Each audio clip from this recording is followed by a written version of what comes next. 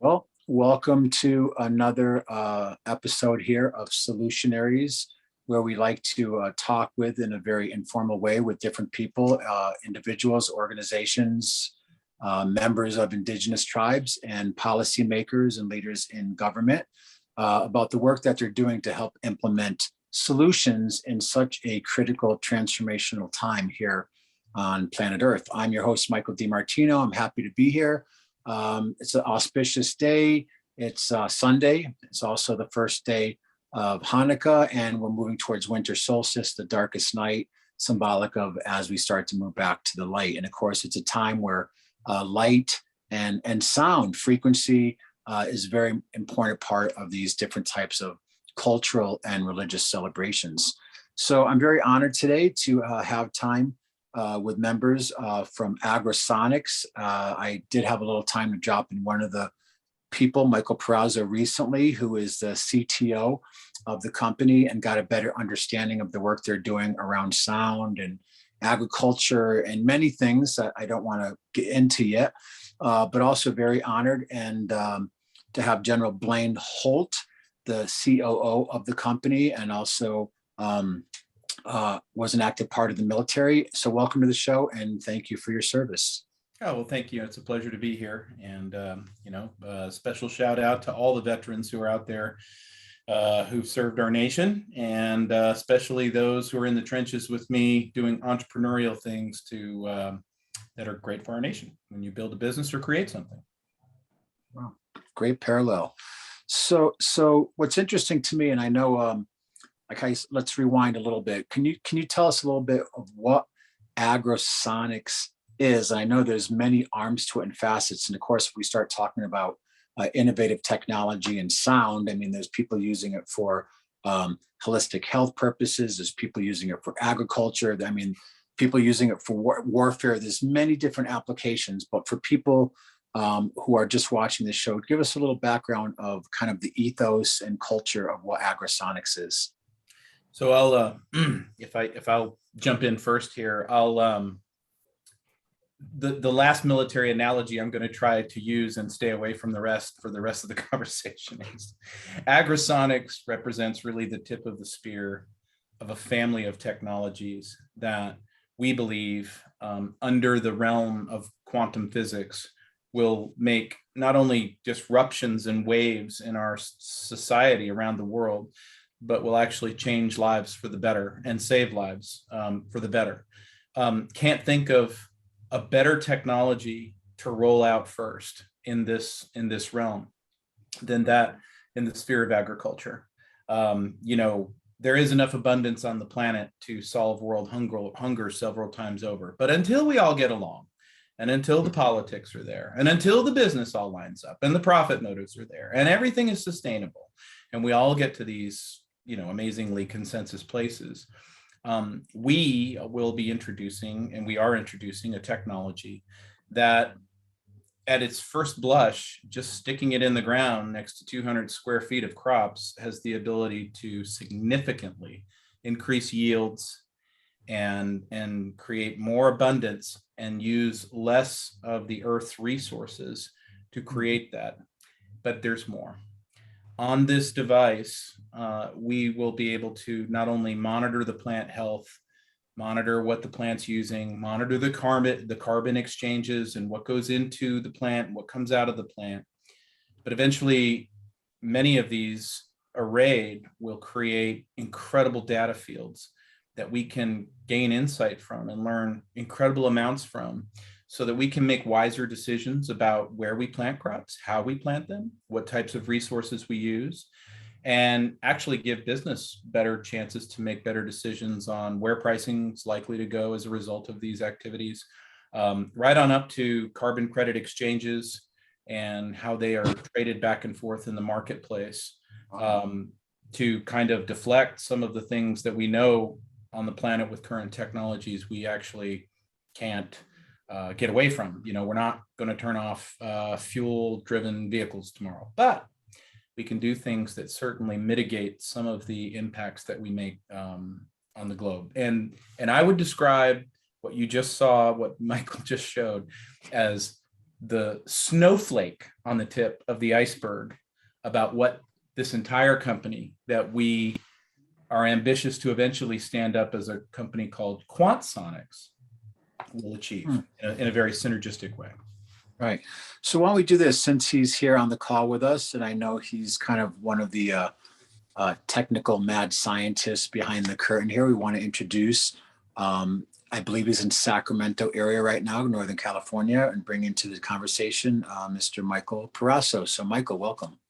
Thank you very much. And again, pleasure and an honor to be here. I think that the general, again, is just making a very profound and important way of introducing the fact that all of us have to eat.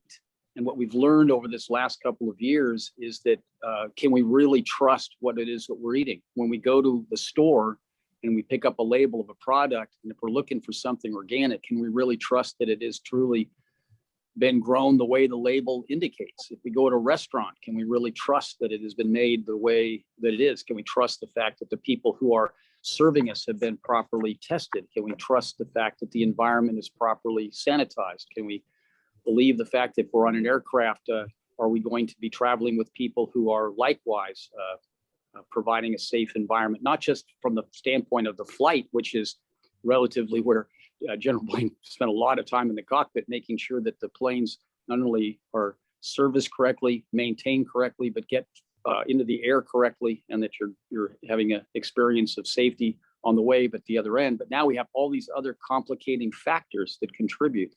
All of these are about something called the supply chain. And the supply chain is just when you go down to the grocery store and you want to buy a tomato, can we really believe that the tomato is what it says it is, and not some Frankenstein type of product made out of genetically modified parts? And then the idea is that a bad thing? Why are people so upset about the idea of these modifications that we're making to the DNA of organisms, and why is that important to us? So in a short while, all I want to say is that we live in a multidimensional world, and we have to have tools that are able to function and provide us safety, a reliable source of truth in the environment of a real world setting. Computers only serve us to provide us information in zeros and ones, yet we try to conform our world to this 2D environment, and it just doesn't work. What Quantsonix is trying to experience and trying to show is that you can use these amazing tools, and you can have access to these multidimensional tools, and they will change everything from your life to the supply chain. And finally, we can have a reliable source of truth that we can count on and literally change our lives. Well, it's really fascinating. I know we had the opportunity to meet and share lunch a few weeks back. And, I'm a musician. I'm also an interfaith minister. I'm also an investigative journalist and producer. But what's interesting is when I first heard about Agrosonics, I was fascinated as an event producer because for a lot of reasons. We can see right now the whole idea of, the multiverse is a very popular idea. I mean, it's even the subject of discourse in Marvel movies with character like Doctor Strange and the quantum verse and different dimensional fields. And of course, we all know that a lot of what we perceive and don't perceive of reality is actually based on light and sound, and that this is actually the fabric also interconnected to what they call dark matter. So it's amazing to me that now quantum physics is actually in some way validating a lot of the ancient philosophies, spiritual traditions, and religions. Like in Hinduism, they have something called Nada Yoga, which is it's a discipline of yoga. Yoga means union, but they do it through sound. And there's a whole discipline about certain rhythms and certain tones that were used throughout the day, tones for birth, tones for when people passed away, tones for marriage. Like they had really worked out a very exquisite and elaborate science of certain frequencies that they would use to help support different things. So to me, it's just very fascinating to think about the relationship of now science and these religious, cultural, and esoteric teachings being bridged, and these whole technological innovations that are happening right now, helping to bridge that and actually show how these things can be applied in a myriad of different ways. So as an event producer, when I first heard about Agrosonics, I was fascinated as an event producer because I was thinking like, what would happen? And again, being a musician, I know the difference of seeing maybe acoustic folk musician, or maybe seeing an indigenous performer singing indigenous songs as opposed to a rock band or maybe a heavy metal band, and the different feelings and vibrations that we get when we listen to the music, and the relationship of sound and consciousness. But I was thinking like, wouldn't it be incredible if from the stage we could actually play some of these frequencies and we postponed it due to COVID and mandates and such, but at our Earthstock Festival, which we were going to do last year, to actually get the audience to experience sound in a different way, not just as musicians and bands, but actually as frequencies, which I know in many, specifically indigenous traditions, a lot of these songs, like I did work with the Hopi, and they have certain songs that they would sing to the plants during the time of dry farming. So just that whole relationship of the multiverse and calibrated sound and frequency being used to help stimulate that web, and how it can be honed in and used. And it's interesting because beyond Agrosonics, you're obviously looking into other areas too. But I just thought that was really fascinating, from more my non-technical background and coming from arts and culture and spiritual traditions and those types of things. And also being a permaculture designer. When I go out in the spring, I do cover crops, I do pollinator gardens. I always play music out in the garden. And, part of me is like, wow, the plants are responding. But part of me is like, well, I don't want to tell too many people because maybe I look a little bit too kooky or esoteric. But again, you're bringing all this to a head. So I just want to elaborate on the fascination I've had ever since I first heard about the work that you and General Blaine are doing, and just fascinated. And that's why I'm really honored to have this discourse today and find out more about it, to help get more people educated, and action items. Where does the rubber hit the road? What can we actualize in the synergy and the collaboration and the potentiality that's in that multiverse with us, and also the Earthstock Foundation. Perfect. I think you bring up a very interesting point. Brett, we've been studying for years. The singularity is near, the singularity is coming. We're going to be at the knee bend. All these technologies will start to be indiscernible from each other. They'll synergize, and change will happen so fast that we won't be able to recognize it. That's basically the Kurzweil theory. But wouldn't it be interesting if somebody studying history 50 years from now were to look back and to find out when we went digital from analog, and our generation thought it was the greatest advance ever? Wouldn't it be interesting if it were then categorized by later historians that it was just a fleeting moment and a diversion from what the natural progression of technology was in the first place, that we distracted ourselves with something very interesting, but we missed the boat? And what I mean by that is wouldn't it be interesting if we found out on the way to this singularity place that we actually impinged our development by codifying things in assembler language or machine language in ones and zeros, and we did very clever things, even with modern AI ML strategies, which with my company Alchemy on another lifetime I'm living at the same time, we've done amazing things with ones and zeros to suss out analysis and prediction. But if we've missed the boat, think about going from that 2D world over to what you're talking about, which is sound, frequency, shades of light, spectral analysis of light, whether it's seen or unseen. And then that's really where the treasure trove of new developments exist. That the quantum plane is something that can be accessed, and it can be managed, and it can be harnessed. And we can see evidence of that with, new inventions like our Agrosonics bloom boosters, where you hit a plant with the right frequency and now things start to change. We've been doing this for years. Look at the oceanographers who got really smart and went down underwater and decided to start talking to whales, and they hit them with a bunch of frequencies. They just didn't know whether they were being profane with them or not. Right. but when you what you're describing from a musical standpoint really really is interesting because it almost points go this way. I've spent a lot of time in my military career in Central Asia, and the Mongolians, a lot of their music, it's just like what you were talking about with yoga. If you are saying Om at the beginning of your practice, you are now forced into something that's modulating about 432 hertz, and that's going to be the Gaia frequency, and that's very common to see in most yoga practices, most yoga traditions. But the Mongolians, I mean, their whole musical experience and history take on this tone where they have a very guttural singing tradition that works more on the vibration. You got it, exactly. Yeah. Works much more on the vibration that the music is emanating than the melodic tones or the harmonies or those types of things. And what we're seeing now is some of that is actually coming into American popular culture, where people are going, hey, this band called The Who, I've got to be a part of them. Right.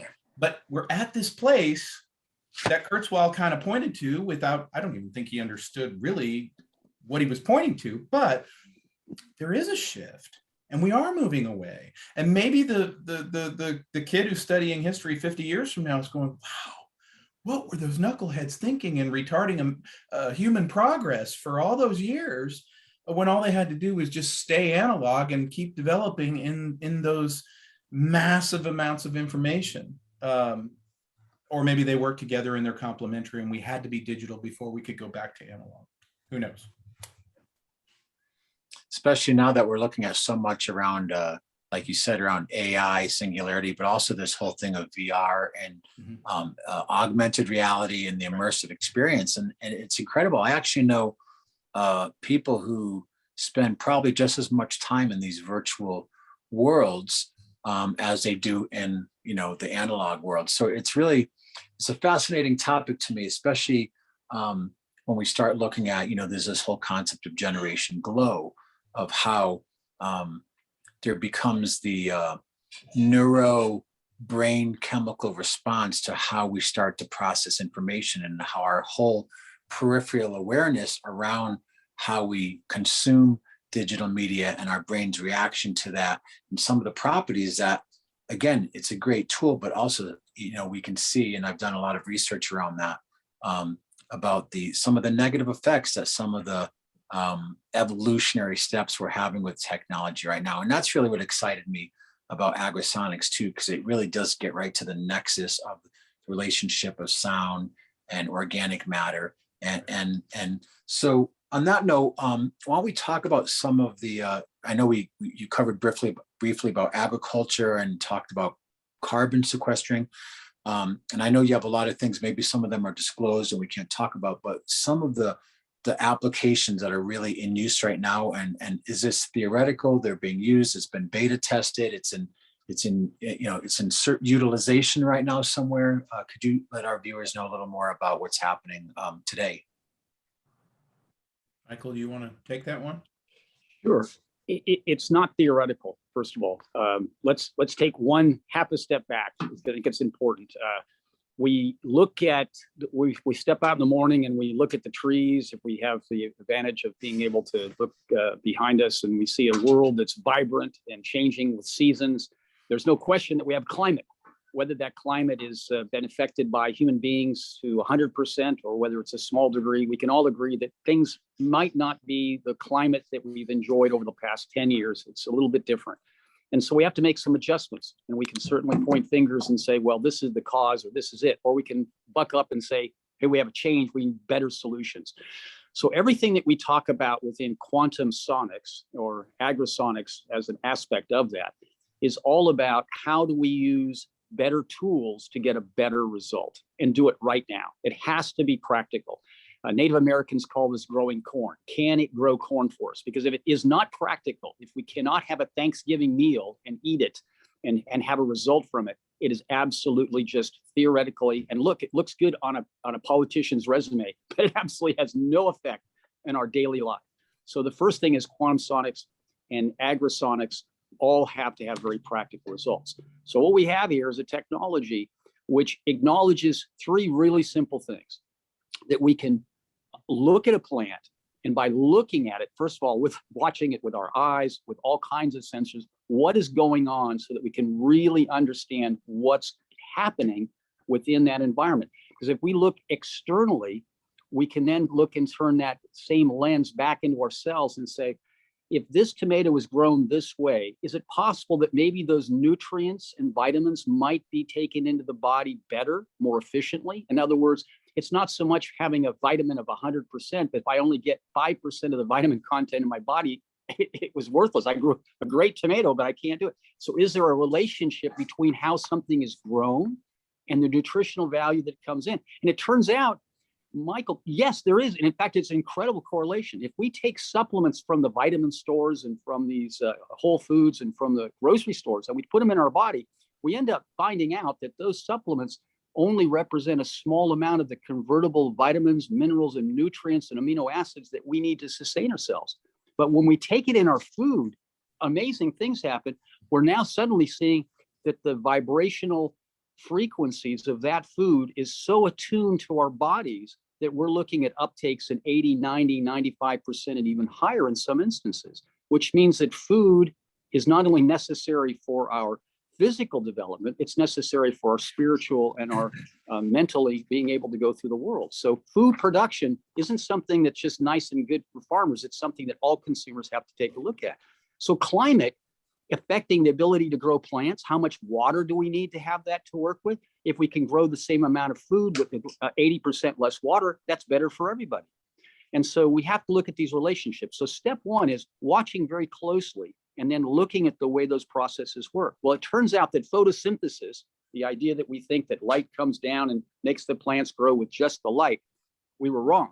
It's not just these photons. It is an incredibly complex living process of quantum tunneling, the word quantum in there, which means extremely small. In fact, it's so small, it's in this particle realm where photons are now becoming transformed into physical matter. If I wrote that story and submitted it to Gene Roddenberry maybe 30, 40 years ago, he'd say, oh, that's a great thing. We'll put it in Star Trek. That's a great idea. Keep going, Michael. Don't stop there. Oh, well, that whole process could eventually drive an entirely new kind of warp drive. And we could use ciliums to be able to transform because it's an instantaneous transaction, because the relationship isn't bounded by time and space. It's actually 55,000 times faster than the speed of light. Whoa, wait a minute.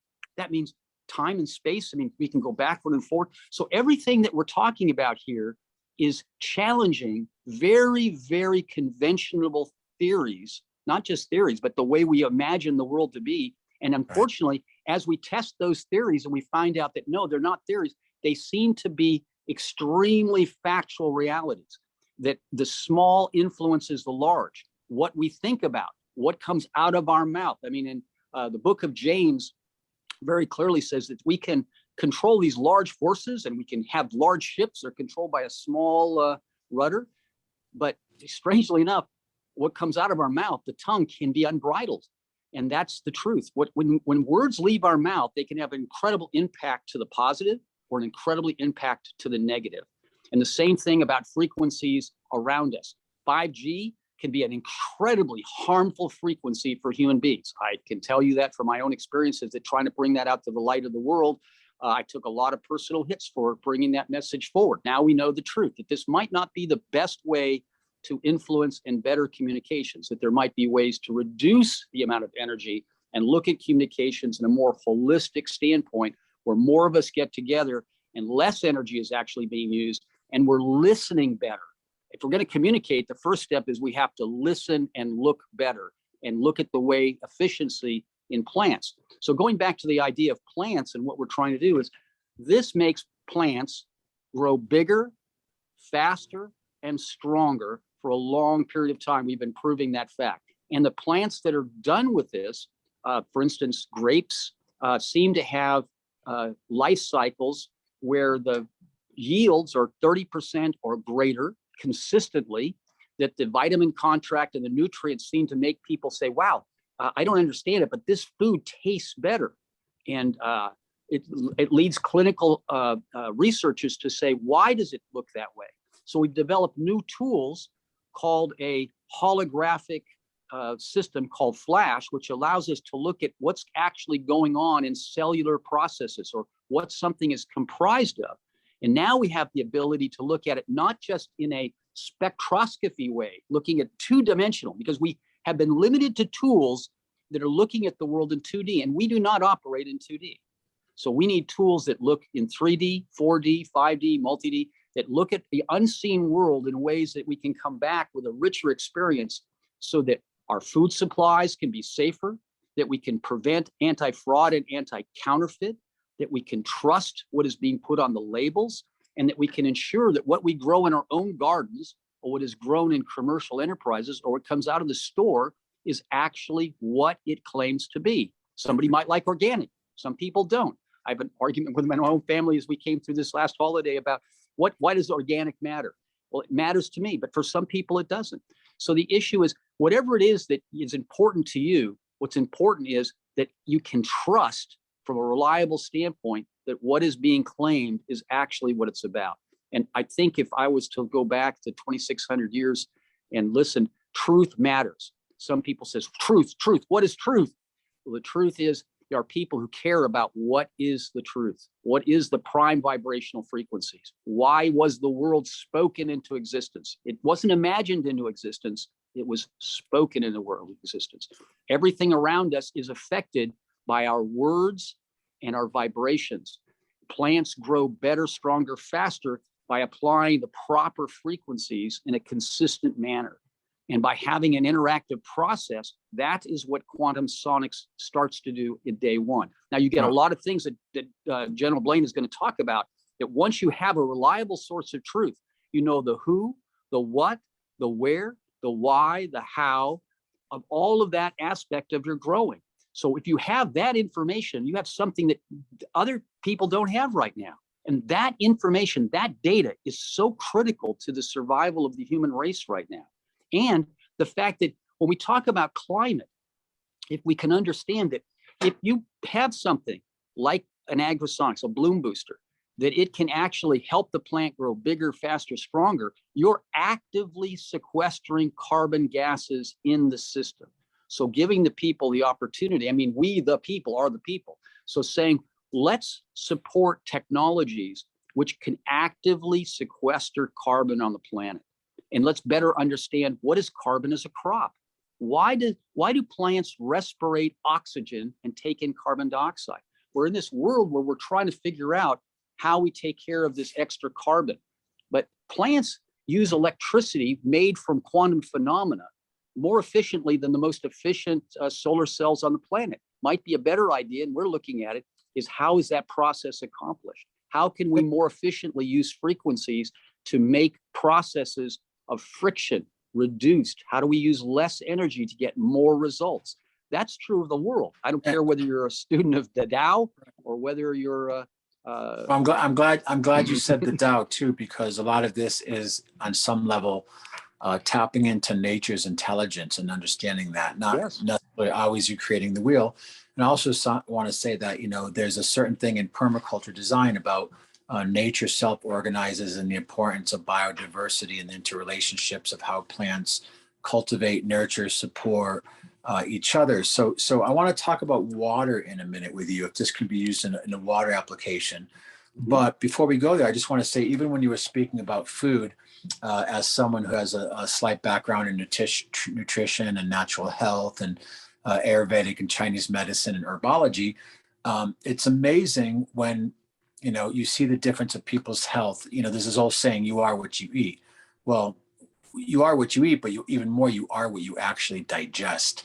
And right now, there's been such negative impact to our digestive biome through, genetically modified food, also through inorganics, just natural environmental toxins that we imbibe every day, whether it's, cosmetics that we use, household cleaning products, landscaping products, things we're using in large industrial agriculture. But I see a direct relationship between people's innate organic intelligence and self-awareness and evolutionary potentiality directly, and they've actually proved this, connected to the functionality of the digestive biome and our ability to assimilate in. So when we start talking about this natural biodiversity, like you were speaking about foods and grapes and things and optimizing, we can really see how it affects the whole organism of a person, spiritually, mentally, physically, and emotionally. So I think it's a really important thing. And then when we start, again, because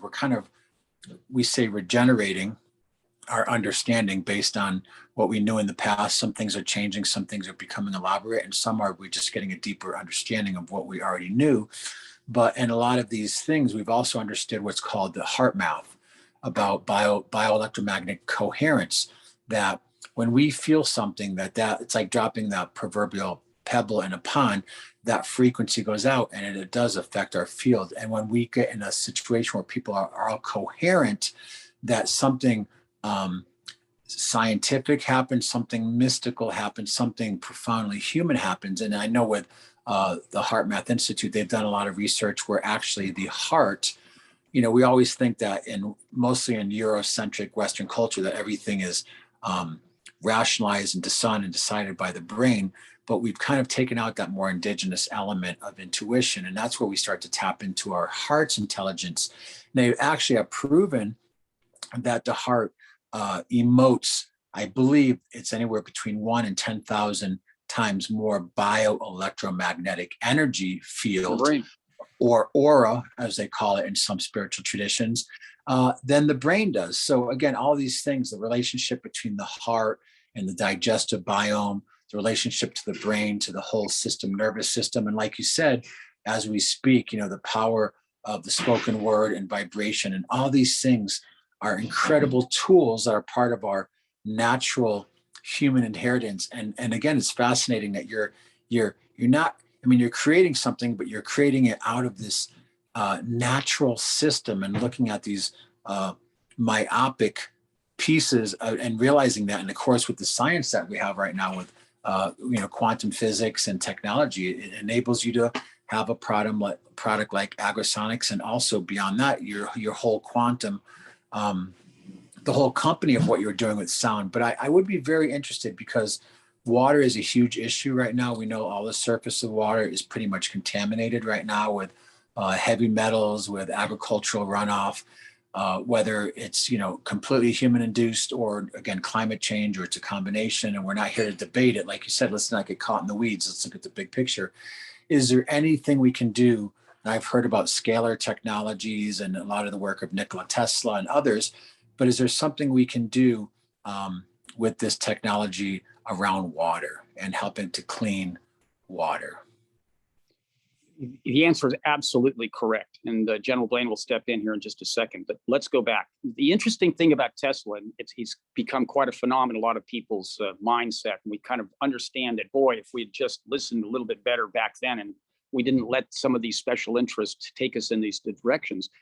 But Tesla was a big advocate of just remembering that everything begins with acoustic waves. In fact, he challenged Hertz many times, and even Einstein. The private letters between Einstein and Tesla talk about the fact that you think you're looking at what's propagating is these Hertzian waves. They're not. They're actually acoustical waveforms, and everything begins with acoustics. And most of Tesla's inventions really center around harmonics of frequencies, unifications, understandings of how to better use those, whether it's the Tesla pump, or whether it's the Tesla coil, whether it's Wardenclyffe, or whether it's some of those other types of technologies. We pay very close attention to Quantsonix about observation first, and then practical use of being able to duplicate and use those to great advantage. Water is one of the most precious resources in the universe in its different forms. Plants are able to take the water not from the rain, otherwise the leaves would be designed like this. I always talk about people. If you look at the way plants are, plants do not follow from the standpoint that their mechanism for taking water in isn't from a cup leaf, it's from a leaf pointed downward. Why? Why is that? It's because the process is quantum. It takes the interaction between the nebulization of the water molecules and the nanoparticles within the soil to the different organisms within the soil, including how the plant itself is with its root systems and the electromagnetics, all of that process is so amazing and so miraculous.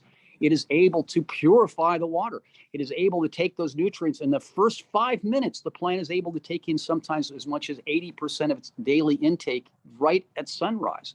So understanding those processes means that we don't have to use flood irrigation. That could be eliminated. We can use different applications of how and better understanding how water is utilized. But I think the future is much more important. We talk about manufacturing plants and we immediately think of General Motors or Tesla out in Nevada building these huge factories. I think of plants as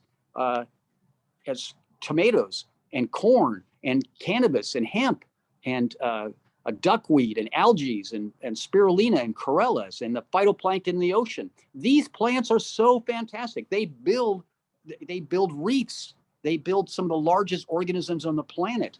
Are made out of these small elements. Even our own body's calcium and how that process is designed and how these around are quantum processes of vibration and exchange. There has to be an intake and there has to be something matching it to be able to come together in this multidimensional aspect and take it into and make a new product for it. This cannot be done in a digital environment except with a tremendous expenditure of energy, of time, and I think leading us down some pretty slippery slopes. If we look at it from the standpoint that we're already in a quantum environment, we're in a quantum soup, what we think, what we speak. Emoto does a great job of showing this through his work with water and words and how the two are linked together. Marcel Vogel, one of the most decorated fellows at IBM, I had a chance to work with, and his work with crystals and our work with memory and water shows that the tremendous application of how water and vibration put together in terms of new forms of memory and memory management are profound. Homeopathic medicine is based upon these ideas. Chinese and Ayurvedic medicine uses the idea that plants' vibrational frequency, that the special way in which these molecules come together can seriously affect our health, can bring us into better health, can prevent us from being sick. Conventional pharmaceutical medicine is based upon taking those principles and synthesizing it more cost effectively. My only question is, I think we deserve better choices. And Quantsonix is a way in which we can apply these efficiencies of scale economically, spiritually, mentally, and physically. And that's what we're about, because right now the world needs better choices, and we need to participate with those who also want to promote and have better choices. General? So what I would say is, if you take a look at the array of quantum technologies that we'll be bringing to bear, and you're right, I only want to show little teasers. I don't want to show what's behind the black boxes, because that's really impressive stuff for another time. But this is why we talk about our company in terms of not the 2D or the old world sciences, where you might look at a periodic table and a periodic chart and see some elements, and this is how you're going to make sense of your physical world. We say we're moving to that other place. And if you were to say what element would Quantsonix be, we say it's the exponential element. And what I mean by that is the core of these technologies will create exponential spin-offs into different directions that enable all of it, all what we're talking about. So let's talk about water for a second, since that's the subject. On these technologies and with these applications, you then have access to some of these other promising things that we see in the world today. And it really does get to what Michael was saying about provenance, or proof of fact, the proof of the truth. And so water is a big part of that. Right now, I could give you a glass of water, and unless you're prepared to get it into a lab and analyze it, you don't know what you're drinking. You don't have any idea. And yet we also know that we've got really dirty oceans, we've got dirty water streams, we've got high metals content in the water. So some of these technologies, using technologies like blockchain, converging with technologies of digitization of assets. You look at this NFT revolution coming on, which we're all trying to get our arms around. Is it Pokemon cards, or is it something much more serious than this? we're looking at ways to take our core technologies and leverage them into these other technologies that can then go into ocean cleanup, plastics accountability, analysis of the oceans, temperature analysis, how is the water used and recycled through the biosphere when you're looking at agriculture. But it's that exponential enabling. And oftentimes when we're meeting with prospective customers or prospective investors, it's extremely easy to get right off on a tangent into one of these exponential avenues because they're very, very exciting and we get excited. And so we have to kind of come back to, well, all that's coming, but we're going to go do these first few things and get them out there. And the nice part about that is they're really the building blocks of what's yet to come in the Quantsonix journey that we're all about to be a part of. Perfect. Well said. Thank you.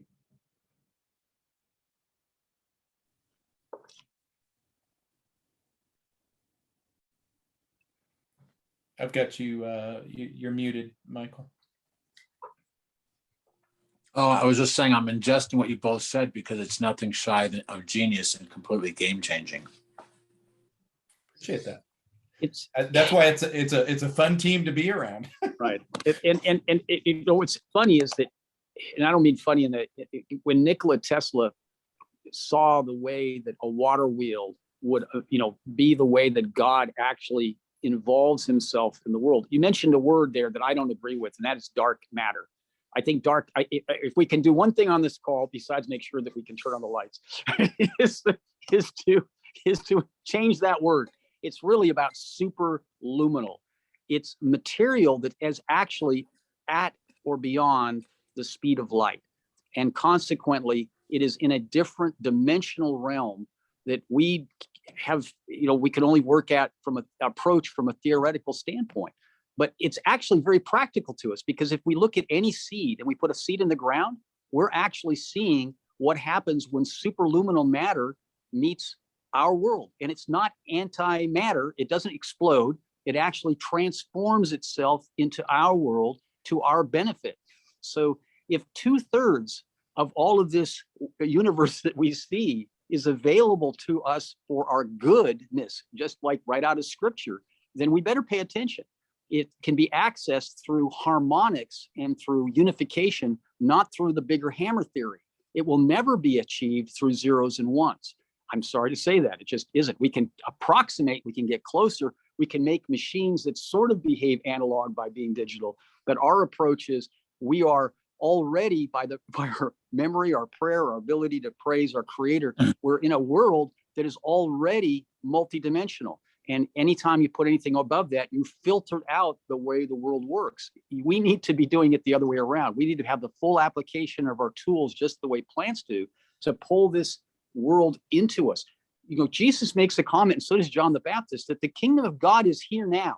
Now, I don't care where your religious affinity is, but I would very much want to appreciate the fact that his kingdom is here now. I want that kingdom. I don't like the way the world is now. I would prefer God's kingdom is here now. What does that mean?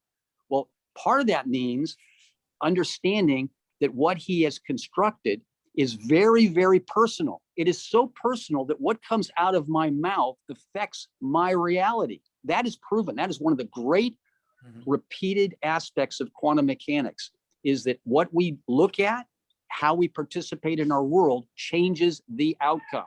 Now, full stop. I could stop right there. And if I put that in a bottle and put it on a shelf and say, change your outcome, how many products do you think will sell? Well, that's sort of what exactly this is about. This allows all of humanity to come together and say, hey, if we can fundamentally understand that what we do vibrationally, that what we do and speak, if what we do is together in a work in progress as we evolve as a better, stronger human race, and understand our stewardship and relationship to all the wonderful gifts that we have on our planet, that's a fundamentally different approach than saying either the light switch is on or the light switch is off, which is the way that we've been approaching things, and thinking that that's our tools. We either have a hammer that we can throw down bigger, or we don't understand that God gives us incredible richness of gifts that can be used right here and now. And it begins with our orientation of mind, our spirits, and our body, and very practical. It has to be practical. Does this grow corn for us? Well, as a matter of fact, it does. It actually grows 30% more corn than if we don't have it. And it makes carbon 2 times more sequestered than if we didn't have a device like this. And by the way, it affects the production of the oils, and the water that comes out of that is cleaner, stronger, and better. So as I said, it's just very interesting. Like you use that analogy, one tiny pebble into the stream. We have to be that one active change agent for the world. And that's what we plan to do with Quantsonix. Well, bravo, and congratulations. It's game changing. So I will say this. I know this is a fascinating area for me also, and I know we could talk for hours. I would like to, in the very near future, continue the discourse. I also try to be sensitive to the attention and capacity of viewers these days. I call it, I say we live in an information saturation generation. And I just, so much has been shared. I even feel the need to kind of sit with that too, because also we're starting to explore where the rubber hits the road as far as action items about possible how Earthstock Foundation and Earthstock Enterprises can be in support, collaboration, affiliation with the work that you're doing, whether through investment, promotion, marketing, et cetera. So that's been a really big part of my thought process lately, because we are, besides doing this show, Solutionaries, we are creating a online platform for probably about 15 to 20 really cutting edge products, technologies, and also some services, people who are really good consultants in different areas. So, part of our platform is to help bring these solutions and the solutionaries to light, and to figure out workable partnerships and affiliations to support them. So I'm really intrigued about that. Also, over the last 5 years, we've been doing this Sacramento River Watershed project. And for those of you who might not know, but I live between California and Colorado, and I live in the Sacramento River Watershed, which goes from Mount Shasta, the glacial waters of the mountain at the Oregon border, all the way down into the Sacramento River Delta, where multiple rivers and watersheds meets and then pour out into the San Francisco Bay. So when I first heard about your work and the potentiality of sound around water, we're also been looking at some really big remediation projects. But to do any level of remediation, it really takes not only people stopping the contamination, but it takes, as a super high level of engineering prowess around solutions and implementing remediative technologies. And we do have a partner with someone who's able to implement that. But also the other part is because that California particularly, but particularly the Sacramento River Delta, which is some of the most fertile soil in California, the agricultural breadbasket of the world, and extends down through Central Valley. Unfortunately, a lot of those areas have been drained dry and have now become a horrific saline desert.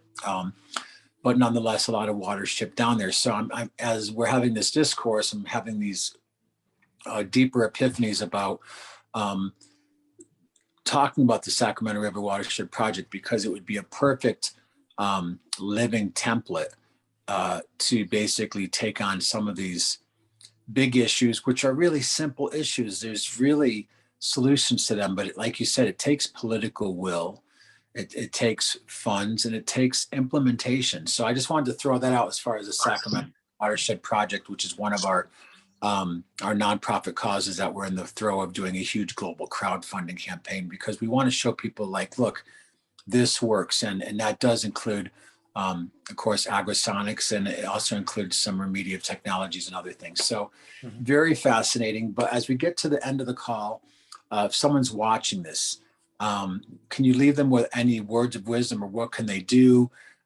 Is this a technology that can be procured and put in a backyard garden? Is it Yes. how do we get that connectivity with our audience right now? Even if it's just education, that's fine. But what pearls of truth and resources can we give them?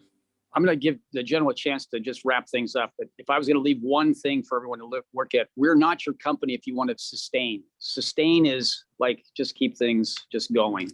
We're a company that believes that the ordained purpose of humanity is to thrive. We are not a non-dominant organism. We are the alpha species on this planet. And we are in a position of stewardship. The moment we take that stewardship and understand what that means to be in stewardship, then we understand that if we're going to export our knowledge base, it should come from a place of knowledge. And we don't. We come from a place of maybe having information. Information is not wisdom. There's a huge difference between information and wisdom. I tell that to my kids all the time. Parents out there, kids, they're not the same thing. You can be very information rich. I mean, my kids will beat me every time on Google says this, but the idea is how you apply that information is wisdom. The applications of quantum sonics and devices like Bloom Booster is how we become thrivable, how you take something in a 2D world and export it into a multidimensional world, and then suddenly you're thriving. That's the way that the creation and the creator made us in his image, was to become more than sustaining. It is about thriving. And that is what we're about. So if you come to us to be a sustaining group, you've come to the wrong club. We are not the sustainers. We are the overcomers, the victorious, and the ones looking to show how we can become patriarchs of thriving. And with that note, I'll let the general get to the conclusion. So you're also a poet and a philosopher, Michael. So thank you for that. Michael, you're a little more edgy than me. I will just say that human nature, we can always find, doesn't lend itself well and doesn't react well, history will tell us, to impositions of scarcity, policies that are punitive. We don't think that way. And to get people around and to coalesce around ideas that are built on thriving, built on abundance, built on more, that we can all do better by our planet. We can all do better by our water, our food. We can do things more smartly. You don't achieve that in legislature sessions to say, this is what's happening to the earth, and if you do this, we're going to thump you. You don't get anywhere with that. You certainly won't get the people that you need on your side. But what we can do, just like we want to move from a 2D world to this quantum world, is we want to shift thinking from a scarcity world to an abundance mindset. And what you need is enabling technologies with that. What you need is to think beyond ones and zeros. And it's okay to have a spectrum of thought and analysis that ends up invariably going to this place of abundance, going to this place of more freedoms, more enjoyment, more nutrition, more deeper understanding of all of the traditions of our planet, whether you come from one religious, spiritual background or another, that we all get to this place where we're all interconnected. And we understand this from study of vibration frequency, the quantum plane, the universe. And that's the core of what we're about. Yes, this is big science, but it's exciting science. And the snowflake on top of the iceberg that I talked about, you can come to agrosonics.com. And you can probably just leave a link or something to get that website out. But that's our first kind of, hey, look at us. We'll be raising Quantsonix soon, and you'll see the build of the company, and you'll see things happening, and your raised beds will have bloom boosters in them, and you'll have all that. But that's really just a start of getting folks away from this place where we're so tuned to be divided with each other, when really nobody would really argue that a better planet is a good thing. Nobody would not be in a consensus on that. It's just that we don't need billy clubs to get there. We all do better when we all do better. That's right. That's right. It's kind of that simple, and that's what we're about. So thank you really for the appreciate opportunity Michael. today. Really, thank you. It's a real Absolutely. And we'll be talking more, like I said, we are implementing a pretty huge institute of full spectrum regenerative culture out here in Crestone, where we're looking at things like ecology and environment, health and wellness. We're looking at some of the various aspects of how technology and innovation play into that. We're looking at regenerative agriculture, and we're also looking at issues of social justice and regenerative economies. So I'm really excited as we're here kind of midwifing that project, and you're bringing it's already existing, the next level of manifestation, your work, and excited about the potentiality, and also the few properties I've had in California that we've been setting up as, again, a school of regenerative agriculture and doing all sorts of permaculture design and working with different water filtration. Luckily, we have great water. We're at the top of the Bear River Watershed up by towards Lake Tahoe. But nonetheless, what's happening right now with the wildfires and forever chemical fire retardants and all the different things, I know people think it's a conspiracy, whether you believe in geoengineering or not, but all these things are happening in our environment that are human created and are having damaging results on human condition and health in our environment. So, the idea is all these places will be kind of living templates of how these systems can work, where people can come and experience them. And we can do our small part, make rapid change in the world, because you're right, we can't just do sustainability anymore. We have to do accelerate regeneration, and we have to move to where we're thriving on our highest level of potentiality. So thank you, both of you, for sharing some time. I would like to chat in again sometime in the near future. I'll be back in California soon.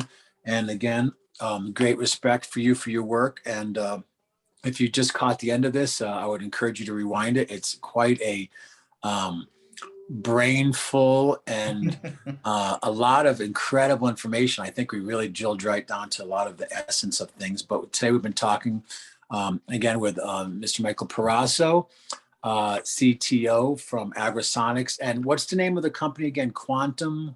Quantsonix, right? Quantsonix, that's right. And also General Blaine Holt. And again, much respect and appreciation. Thank you for your service. Thank you. And this is just another little quick download here, talking to some other solutionaries here. This is a production of Golden Road Productions, bridging the past with today for a better tomorrow. And this is a division of Earthstock Foundation. And our whole really ethos at the Earthstock Foundation is, it's time for everybody to take stock in ourselves, each other, the planet, and a future. And it really does involve anyone. Life at this point, it never has been, but especially at this point of rapid change, is not a spectator sport. So find your passion, find your niche, like Joseph Campbell said, follow your bliss, be part of the solution, not the problem. So again, thank you for joining us, and we'll be talking soon. And much respect. If you want more information, you can go to earthstockfoundation.org. And you guys have a great Sunday and Hanukkah, Christmas, solstice, New Year's, and lots of changes. So thank you for being an inspirational part of positive change. Great. Thank you very much. Really appreciate it. Thank you. Live long and prosper. Okay. We're going to do a whole episode of just brevity, because this is beyond a stand-up routine here. This is thank you guys. Appreciate it. Thank you. Thanks much, Michael.